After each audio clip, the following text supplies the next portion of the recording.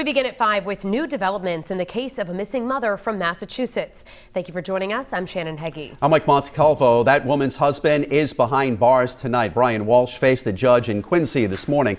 He's accused of misleading police in their search for his wife, Anna, who hasn't been seen since New Year's Day. Today in court, prosecutors revealed what was found in Walsh's basement. 12 News reporter Matt Paddock joins us now live in studio with the latest. Matt. Prosecutors say they found blood in their basement, along with a blood-covered knife. And I spoke with 12 News law enforcement analyst Stephen O'Donnell, who tells me this case seems eerily familiar to that of Drew Peterson. Watching him walk out reminded me of the Drew Peterson case. Brian Walsh being escorted by Cohasset police to court, a smile on his face, as the whereabouts of his wife Anna still unknown. Today we spoke with local law enforcement analyst Stephen O'Donnell about the newest details revealed in court, including a shopping spree at Home Depot, a visit he never told police about. Well, Steve, as the former head of the Rhode Island State Police, what do you make of not only Walsh not disclosing his location, but buying $450 worth of cleaning supplies? Well, first, he did disclose his location incorrectly.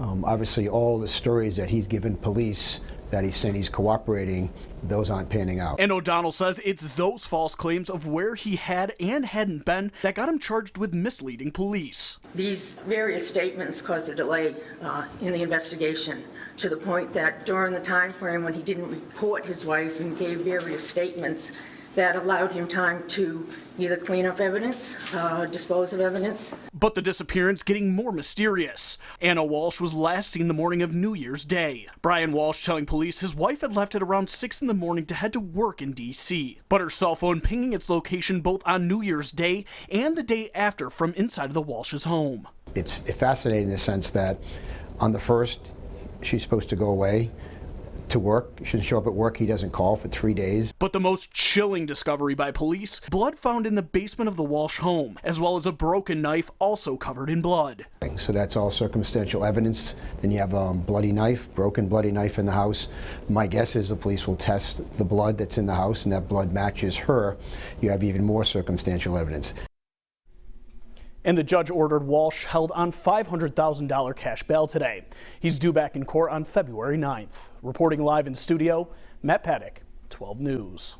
First tonight, there is unsettling claims from prosecutors about the husband of a missing Massachusetts woman. Brian Walsh appeared in court earlier today after police arrested him over the weekend on accusations he misled investigators. Prosecutors claim he didn't tell police about a stop he made the day after his wife was last seen leaving her Cohasset home New Year's Day.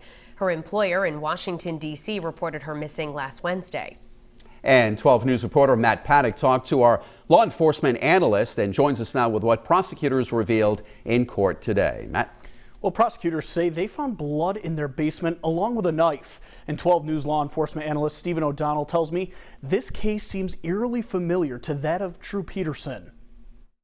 The saying goes, a picture's worth 1,000 words. Watching him walk out reminded me of the Drew Peterson case, with that arrogance that they may have done something they shouldn't have done. And this shot of Brian Walsh smiling while being brought to court, painting a picture of its own. The defendant is charged under the intimidation, that being misleading the police in the course of an investigation. Brian Walsh appearing in Quincy District Court today, charged with misleading police in the mysterious disappearance of his wife, Anna. It's fascinating in the sense that on the first, she's supposed to go away to work. She shouldn't show up at work. He doesn't call for 3 days. But what prosecutors and police find mysterious is his lying about places he had and hadn't been, including a shopping spree at Home Depot, which he never disclosed to police. He's on surveillance at that time, purchasing about $450 worth of cleaning supplies. That would include mops, bucket, tops. Something O'Donnell calls telling. And then taking that next step, going to Home Depot and purchasing those things there. After days of investigations and searching the Walsh home, police finding a broken knife, as well as blood in the basement of the home and on the knife.